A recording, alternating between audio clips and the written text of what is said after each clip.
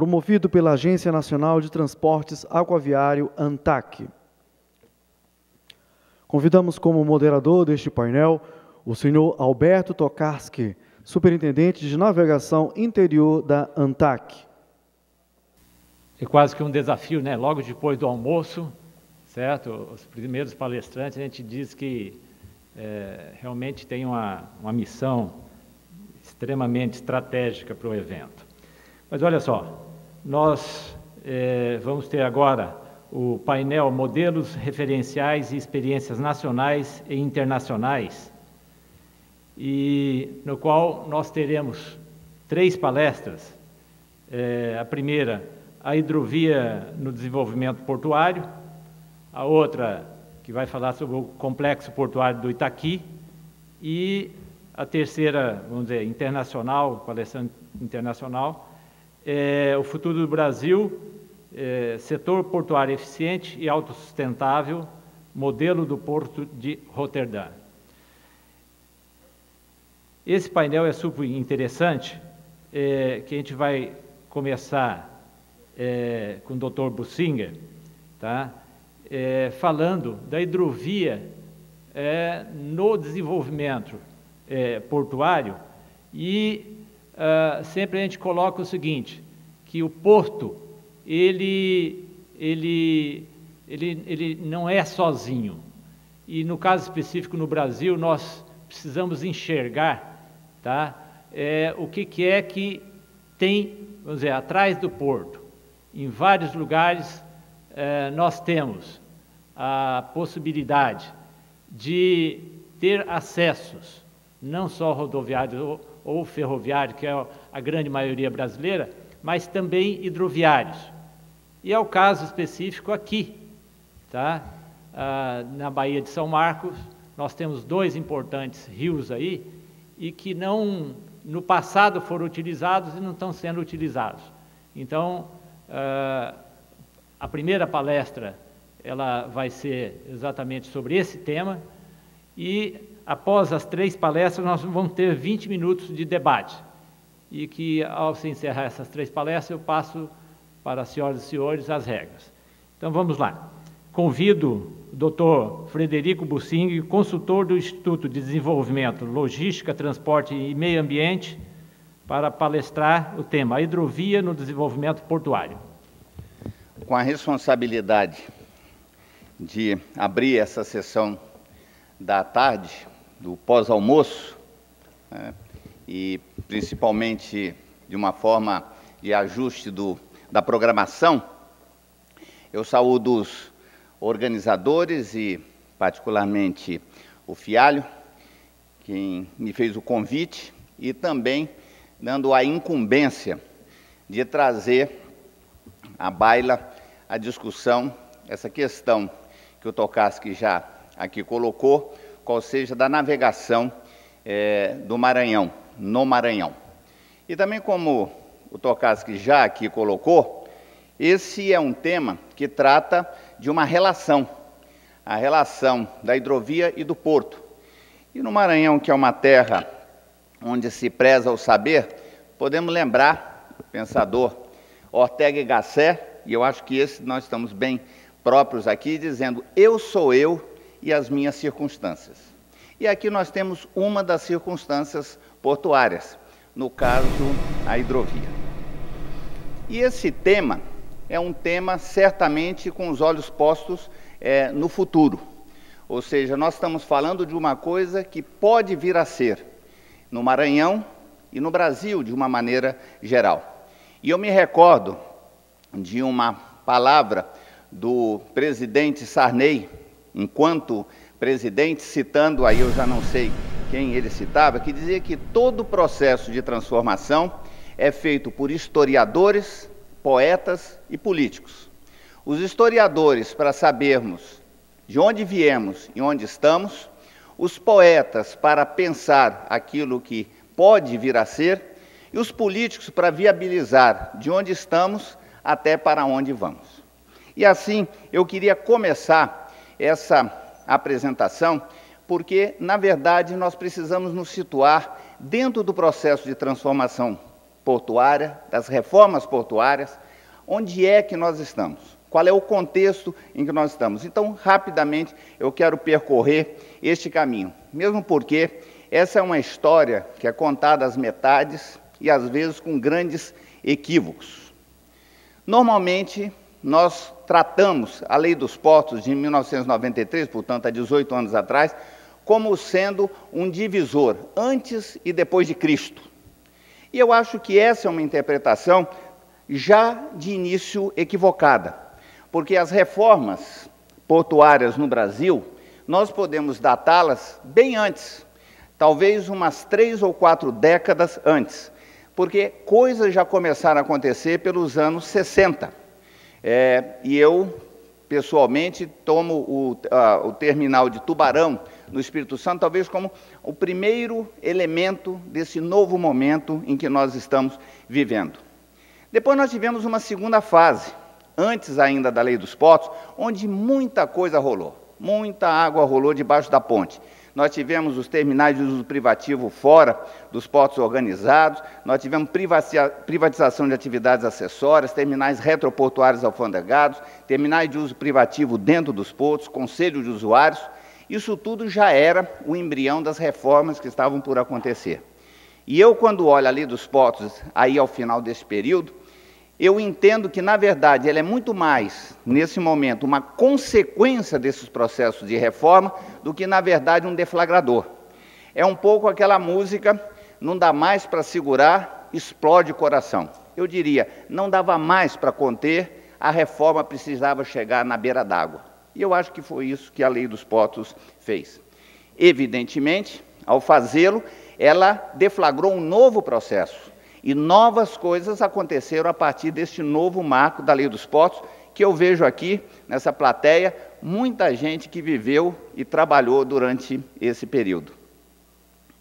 Mas uma vez promulgada a lei, e como nós estamos no Brasil, que tem lei que pega e lei que não pega, na verdade, houve um enorme trabalho para que se pudesse começar a implementar essa lei, que essencialmente ela rompia com uma tradição desde as capitanias hereditárias, que eram as zonas de jurisdição, e criou duas figuras muito importantes, que eram, nos anos 60 já foi possível ter os terminais autônomos, já de uma certa forma rompendo com este período, com essa tradição, mas a Lei dos Portos efetivamente abriu as portas, identificando claramente essas novas figuras. A autoridade portuária, os arrendatários, os operadores, os terminais de uso privativo dentro e fora do porto organizado. Eu digo que ela criou, não que ela tivesse inventado, porque essa é uma tradição praticamente do século XIII. Os chamados portos, esse modelo que nós temos no Brasil, ele começou a ser consolidado ainda no século XIII. Inicialmente, a Lei dos Portos nasceu para ser uma estrela solitária, ou seja, ela seria praticamente a Constituição Federal dos Portos. Mas, também como é da nossa tradição, houve uma sequência de outras leis, decretos, que, na verdade, ocuparam de novo o cenário. É bom lembrar que a Lei dos Portos, ela tem 8 linhas, me parece, de revogações. Ela revoga uma quantidade impressionante, revoga até coisas que lei não precisava revogar, né? E era para brilhar sozinha. Só que tem que hoje nós já temos um novo cenário congestionado. E tudo que se faz, normalmente se imagina num novo diploma, imaginando que o novo diploma resolverá os problemas do passado. E aí nós passamos a ter que conviver e resolver uma nova interface. Quando a lei foi criada, o modelo que se imaginava, ele tinha direcionamentos claros, ou seja, ele visava uma desmonopolização ampla, geral e restrita, não é só da mão de obra. Imaginava-se uma desestatização, principalmente das atividades de operação, a multifuncionalização na mão de obra e uma descentralização da gestão. Hoje cedo o prefeito Papa lembrou essa questão da descentralização, eu apenas faço um pequeno ressalva. Não é que nós nunca tivemos, nós tivemos, deixamos de ter e hoje voltamos a rediscutir, como ele muito bem aqui colocou. Ou seja, esses eram os pilares, nunca plenamente implementados. Esse período muito curto, de 2 anos, de 93 a 95, onde se diz que a lei não pegou e nem pegaria, na verdade foi um período de preparação, de bate-bola no vestiário. Foi um período que podemos dizer de institucionalização da reforma. E aí tem uma lista de elementos onde o que aconteceu nesse período. Do ponto de vista de regulamento, criação das instituições, tudo como estava definido na lei. Até que em 95 a 98, em 95 foi feito o primeiro arrendamento assinado dentro dos novos parâmetros, porque arrendamento é uma coisa antiga. Eu reputo que este pode ser considerado como o período de ouro das reformas, porque durante esse período, que é um período razoavelmente curto, foram assinada a maioria dos contratos, de arrendamentos ainda hoje existentes, foi comprometida a maior parte dos investimentos privados nos portos, foi arrendada a maior parte das áreas, o porto passou a funcionar 24 horas em diversos portos, a produtividade teve um salto espetacular, 5, 10, 15 vezes, os custos caíram brutalmente, a metade, caíram para 1/3, portanto, foi quando efetivamente começou a se sentir os efeitos dessa reforma que aí estava. E eu tomo o leilão do Tecon de Santos, não é uma patriotada, mas é que efetivamente eu acho que começou-se a crer que a reforma era possível, ele virou um certo ícone desse processo de reformas, em 1997. Nós tivemos um outro período onde a reforma começou a perder força. Nesse período de 98, eu diria, até que a ANTAC fosse criada, o processo começou a andar de lado e voltou-se a ter impulsos recentralizadores de poder. E eu tomo a referência da ANTAC porque, na verdade, houve o GEMPO, que não está aqui citado, que, na verdade, foi um primeiro esforço nesse sentido de recentralização de poder, e a ANTAC, em 2002, abre um novo cenário dentro dessa lógica da regulação. Eu, particularmente, acho bastante discutível esse impulso inicial, porque eu acho que a Lei dos Portos já tinha elementos de regulação, ele era um caso particular dentro do movimento geral, mas efetivamente abriu-se um novo período aqui em 2002. E nós temos esse período mais recente que nós temos, em 2007 é criada a Secretaria Especial de Portos, e aí uma série de instrumentos passam a ser criados. No plano, planos é o que não falta, nós vemos isso, e planos e replanos, aqui estão citados alguns deles, novas legislações também aplicáveis, aí ao caso, novos decretos, novas regulamentações, e aí eu dou um destaque para as resoluções mais recentes da ANTAC, eu até já escrevi sobre isso, que eu acho que é um exercício bem sucedido de contorcionismo, porque efetivamente o nosso cenário jurídico não favorece, e eu acho que a ANTAC está conseguindo, em vários casos, tirar a lei de pedra para resolver problemas nos arrendamentos, nos terminais de uso privativo, porque efetivamente nós necessitamos de ajustes mais profundos. A pergunta que vem e agora? Quais são as cenas do próximo capítulo? Por onde nós devemos caminhar? Porque, efetivamente, nós hoje temos problemas que tivemos na virada dos anos 80 para os anos 90, tivemos nos anos 60, tivemos nos anos 30, só que hoje nós temos problemas similares, mas num patamar 3 vezes maior. Ou seja, nós voltamos a ter filas nos portos, atente para isso. Quando nós deixamos de ter filas, voltamos a ter, porque efetivamente hoje nós temos uma movimentação 2, 3, às vezes 4 vezes maior. Portanto, nós temos problemas novos e novos desafios. E eu acho que é essa a grande reflexão que nós precisamos fazer neste momento. Eu diria que nós temos 2 frentes importantes. Não vou tratar delas, o tempo não permite. A primeira delas, eu diria que é o capítulo de governança, que é um capítulo bastante grande. E, no meu conceito, eu diria que nós precisamos de uma lipoaspiração no processo decisório. Isso é imprescindível nos dias de hoje. E eu tomo como referência, a Europa pode não nos ser útil no campo financeiro, parece que não vão muito bem, mas em matéria portuária eles têm uma longa tradição e podem nos ajudar. Fizeram uma pesquisa longa, em mais de 120 aproximadamente portos, querendo saber o que será o próximo século do mundo portuário europeu, coordenado por uma entidade chamada Expo, que equivale meio a BEP brasileira. E são muito interessantes, tem aí a referência, vai ser disponibilizado, quem quiser entrar para ter a íntegra desse trabalho, e eu destacaria 2 ou 3 coisas que me parecem muito importantes. Chega a ser surpreendente, por exemplo, que um país, e já foi falado bastante aqui, onde os portos são descentralizados, são administrados municipal e regionalmente, eles querem mais descentralização. É até difícil a gente conceber como é que isso pode acontecer. E a segunda coisa, também já foi tratado hoje cedo, é a importância da interação com a comunidade local. Eu acho que há novos tempos para isso, e é muito importante, e tem aí propostas concretas. E o trabalho é muito rico, de uma maneira geral, eu recomendo a leitura, e acho que ele serve como uma certa baliza para os nossos caminhos. Não adianta só fazer viagem à Europa, aprender, fazer palestra e depois não praticar. Nós precisamos praticar, tá certo? Ou seja, ver lá e aplicar aqui. Eu acho que isso talvez seja a grande lacuna que nós temos. O segundo passo, me parece, é o passo da visão logística. E aqui eu queria abrir um parênteses para dizer o seguinte: nós falamos muito de logística, mas eu tenho absoluta certeza que nós não falamos a mesma coisa. Ou seja, nós falamos de logística e nós temos entendimentos diferentes do que seja.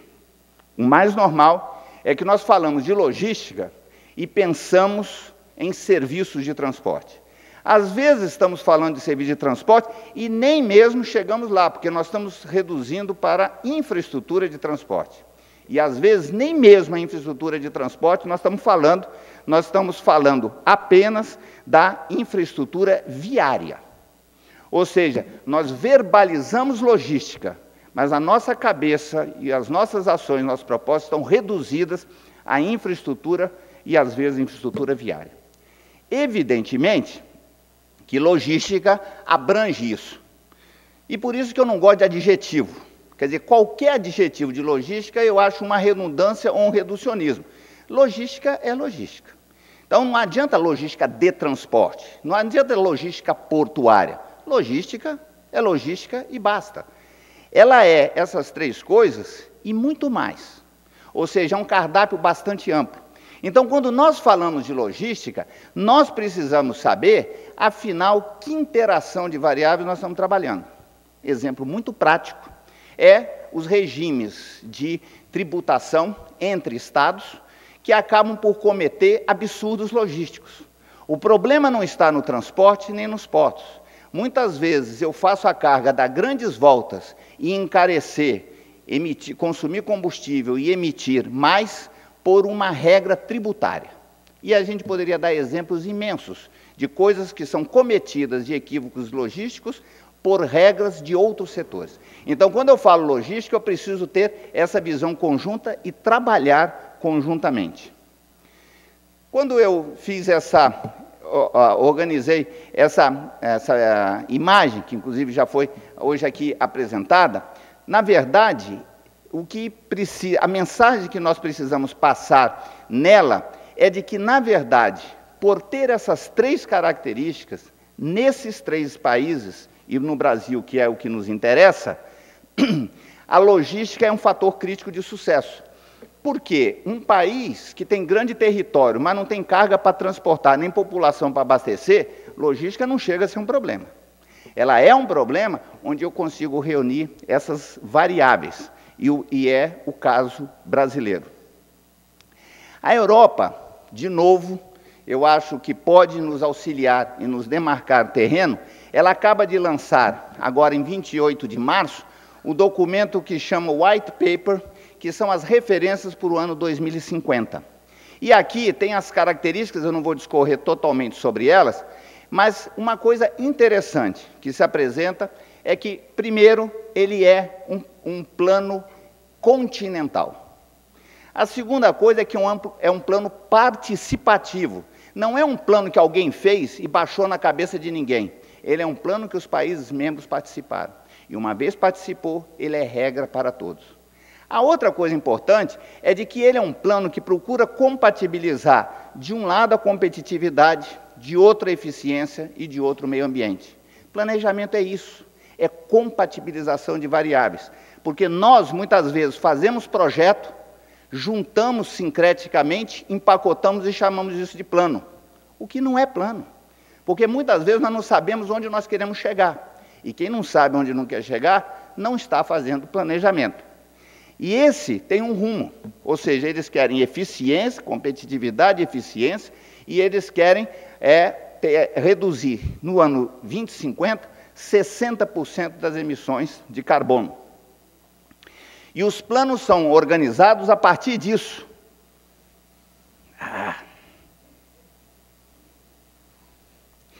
Ou seja, esse plano organizado com esses objetivos declarados, eles têm metas específicas em relação à navegação, em relação à aviação, e aqui uma coisa de fundamental importância.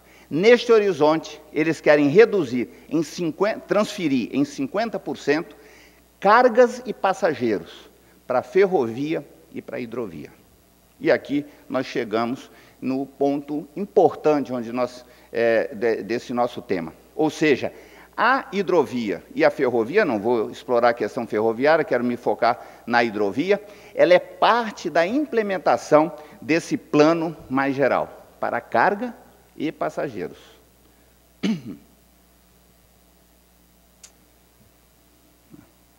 Ai, ai, ai. E eu quero tomar aqui um exemplo, nós teremos aqui um painel sobre Roterdã, então não quero avançar sobre isso,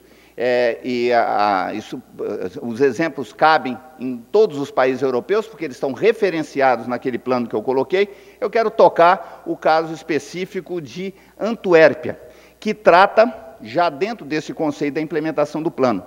Uma coisa interessante é que eles declaram, são 3 pontos muito simples, que o porto, na verdade, isso que nós declaramos com clareza, ele é parte de uma cadeia logística, e assim ele pode ser entendido. E isso tem consequências práticas, não é simplesmente discurso.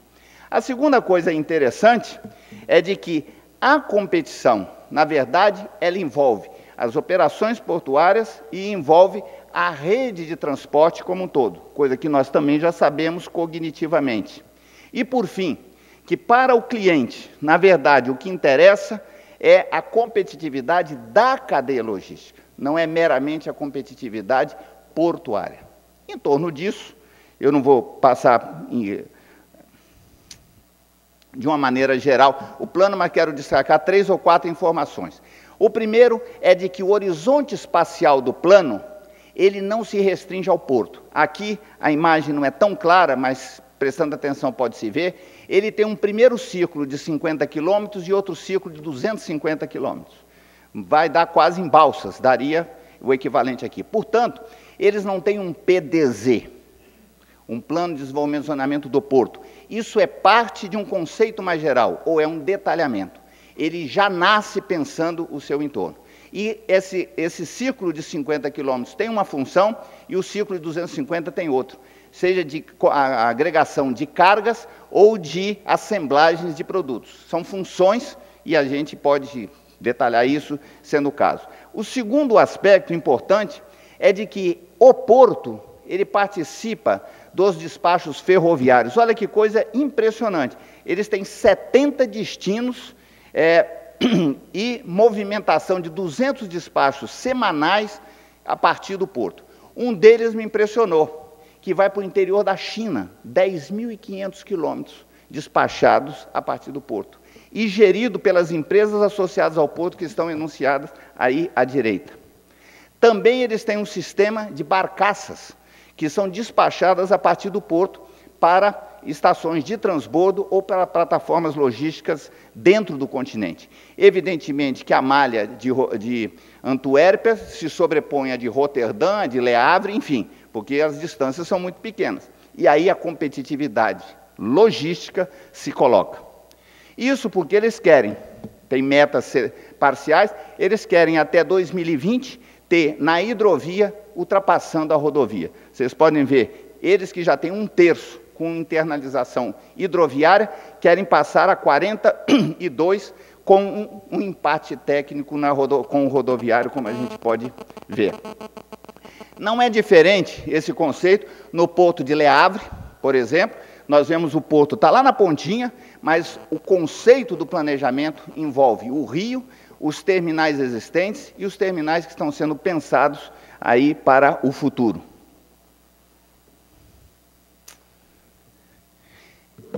A Europa tem problemas financeiros, e os nossos jornais tratam o mundo pela ótica financeira. E, efetivamente, desde 2008, isso é um terremoto nas nossas cabeças e voltou a recrudescer. E talvez nós estejamos com essa hiperênfase no mundo financeiro, esquecendo outros aspectos que estão na nossa agenda. Ou seja, nós temos esgotamento do petróleo, nós temos escassez de água, temos escassez de alimentos, temos congestionamentos urbanos e ameaças ambientais, não apenas de mudança climática ou desmatamento. Ou seja, a agenda do século XXI, ela é muito mais complexa do que apenas a crise financeira da Europa neste momento, ou dos Estados Unidos há 2 anos atrás. E por que eu montei esse caleidoscópio? É porque, na verdade, o transporte hidroviário ele é parte da solucionática de todos eles. Ou seja, porque ele é energeticamente mais eficiente. Aqui nós temos parâmetros que o demonstram, e quem se interessar depois pode pegar os números com mais precisão. E ele é ambientalmente mais amigável. E, normalmente, para a implantação das hidrovias, eu formo reservatórios. Ou seja, eu ainda tenho água para uso na agricultura, para uso humano, para lazer. Portanto, não só em relação à produção de alimentos, acúmulo de água, economia de petróleo, redução das emissões, a hidrovia, o transporte hidroviário, o transporte aquaviário de uma maneira geral, mas eu estou dando aqui a ênfase ao hidroviário, ele é parte da solução de todos esses problemas da agenda do século XXI. A Europa descobriu isso, e não é por outro motivo que todos os portos têm planos congêneres a esse que eu aqui trouxe de Antuérpia. Eles já têm uma malha bastante expressiva de hidrovias, que vem desde os romanos, implantada desde os romanos, e hoje foi lembrado aqui pelo ministro, a construção, inclusive, de canais. Eles têm obras que nos surpreendem, sofisticadas, de elevadores, tem viaduto de hidrovia, tem elevador de hidrovia, que são coisas que parecem estar muito longe para nós. Mas há coisas mais simples. Ou seja, eles têm também equipamentos da integração intermodal. Aqui nós podemos ver uma dácina artificial construída para fazer a integração da hidrovia com a rodovia. Aqui inclui, inclusive, a ferrovia também, ferrovia, rodovia, a hidrovia, são terminais, e a gente vê a convivência com o tecido urbano ali ao fundo. Londres está construindo um megaporto no rio Tâmisa. Nós estamos aqui a 35 quilômetros do Big Ben. E ali está sendo construído um rodoanel, um ferroanel de integração, é o chamado London Gateway. E essa foto, interessante porque ele tem à frente o porto, tem as administrações e atividades limpas, e atrás eles têm a área industrial. Essa é uma foto recente, agora de abril, ou seja, são obras adiantadas e dentro de 2 anos estará em operação já a primeira parte. Isso para que a Inglaterra, que nos últimos 50 anos perdeu espaço no mercado, perdeu espaço no mundo portuário, volte a ter um porto aqui de águas profundas. Curioso, o rio Tâmisa todo mundo sabe que é muito poluído, ou foi mais do que é hoje, evidentemente, e eles estão dragando. Então eles estão aterrando, estão dragando, enfim, lá pode. E eles estão construindo, eles vão aumentar em quase 10 mil quilômetros de canais. Vão integrar todos os mares europeus. Então há, por exemplo, o plano em 2020 de você navegar de Paris a Londres por um canal artificial, ou seja, as embarcações passarão na frente do porto de Antuérpia, de Roterdã, atravessar o Mar do Norte, entrar pelo Tâmisa, ou seja, esse é um plano que foi anunciado, parece agora obras, a ideia é antiga, mas as obras anunciadas agora mais recentemente. Isso utilizando não só as barcaças que nós já conhecemos, como aquilo que eles chamam a navegação de shallow waters, de águas rasas. Nós vemos aqui embarcações de até 500 toneladas aproximadamente, e que navegam em rios de 40 metros, 37 metros nós vemos aqui. Isso para que possa integrar não só os mares, quanto o Mar do Norte ao Mediterrâneo e todas as bacias, portanto, navegando mar e águas interiores. É o chamado projeto Motorways of the Sea.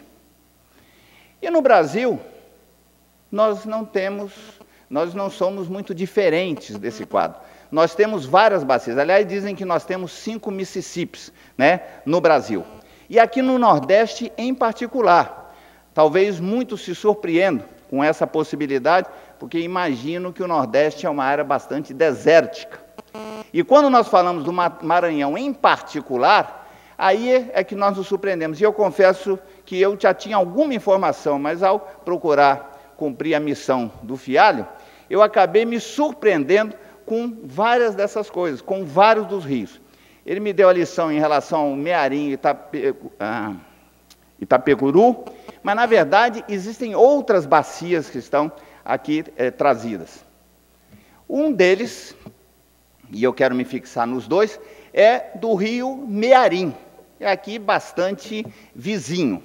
O rio Mearim, que, na verdade, quase a gente pode dizer que o porto de Itaqui está na foz do rio Mearim, ou quase nós podemos dizer que, na verdade, é o Mearim que se afunda um pouquinho mais ao chegar na Baía de São Marcos, tá certo? Ele é um rio bastante extenso, ele tem quase 1000 quilômetros e é um rio bastante largo. Essa foi uma das minhas surpresas. Ele tem uma largura média de 80 metros, normalmente não inferior, na maior parte dele, de 50 metros.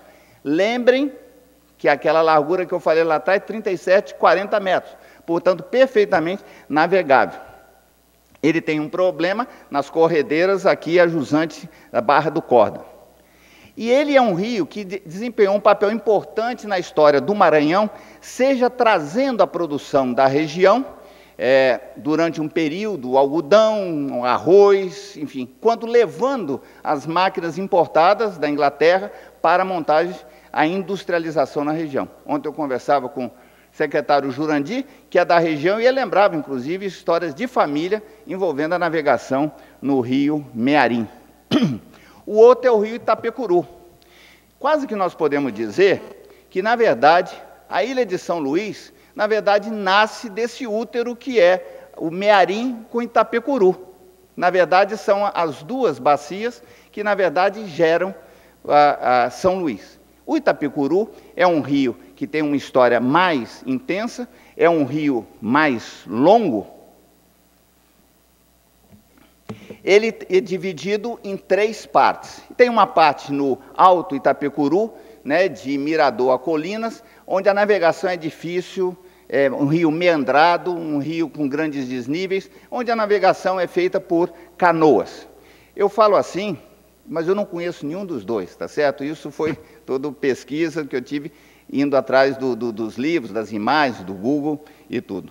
Ele tem uma segunda, e essa parte me surpreendeu demais. Eu imaginava que estava tudo deserto, e não. Existem margens e florestas no entorno dele, o que me surpreendeu.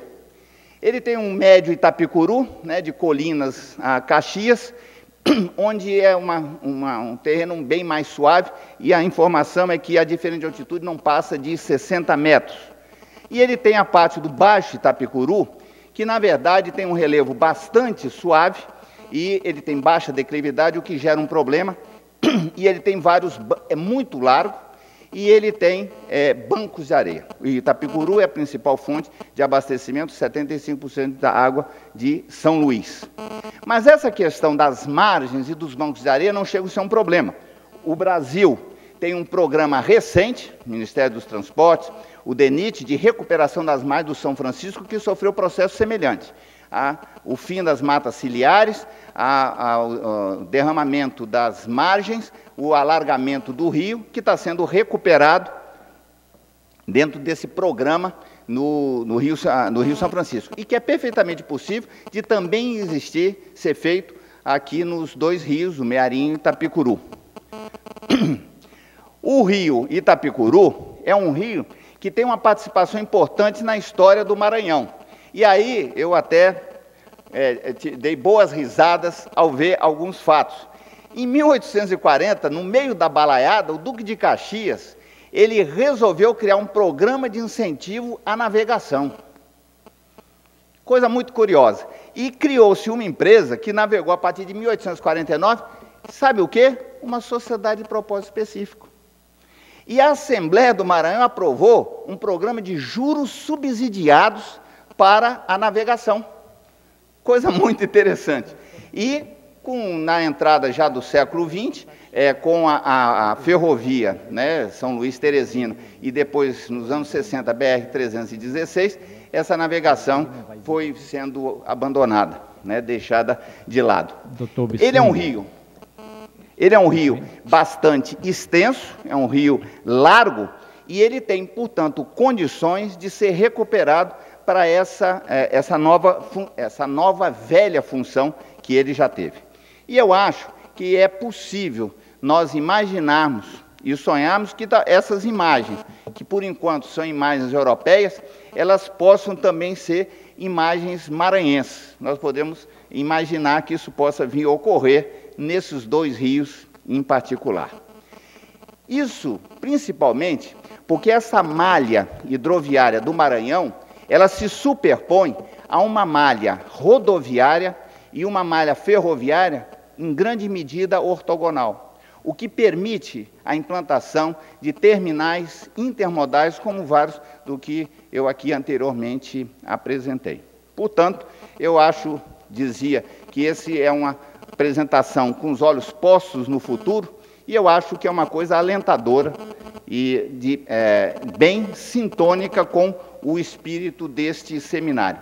E eu acho que em momentos de dificuldade, onde temos gargalos a enfrentar, temos crises a resolver, e aí eu uso esse surrado ideograma chinês, onde nós temos, sim, ameaças, nos perturba, mas nós temos novas oportunidades. Aliás, ontem, a presidente, no discurso feito lá no aeroporto, no Rio Grande do Norte, ela falou exatamente dessa situação, ou seja, de que em momentos de crise se abrem oportunidades. E aqui eu acho que nós temos uma delas. E para ser mais específico, eu acho que essa oportunidade que se nos abre, ela aponta no sentido do balanceamento da matriz de transportes, cujos os dois ministros trataram desse tema aqui cedo, e principalmente do planejamento e do gerenciamento sistêmico. Aqui eu acho que nós temos um calcanhar de Aquiles. Muita gente acha que o Brasil virou rodoviarista porque reuniu um grupo de mafiosos para comer frango e polenta lá no ABC. Isso até pode acontecer, ter acontecido, mas eu acho que, principalmente, o Brasil se tornou rodoviarista porque nós temos um sistema que conspira contra a ferrovia e a hidrovia. Por quê? Porque o único modo de transporte autossuficiente é a rodovia, o rodoviário. Quando eu não tenho outro modo de transporte, é impossível ter ferrovia e hidrovia. Mas para que isso aconteça, eu preciso ter um planejamento e principalmente um gerenciamento integrado. Então eu acho que muito mais do que o frango e polenta de São Bernardo, é a falta de planejamento e gerenciamento integrado que conspira contra os dois. E, portanto, se nós queremos enfrentar competentemente essa ameaça, nós precisamos seguir este caminho.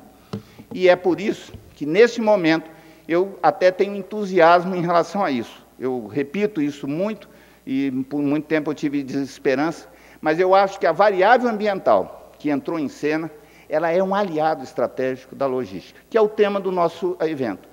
E quase que nós podemos dizer, o que é bom para a logística é bom para o meio ambiente, o que é bom para o meio ambiente é bom para a logística. Muito obrigado. Ok, agradecemos, Dr. Bossinger, pedindo para que se sente aqui à mesa.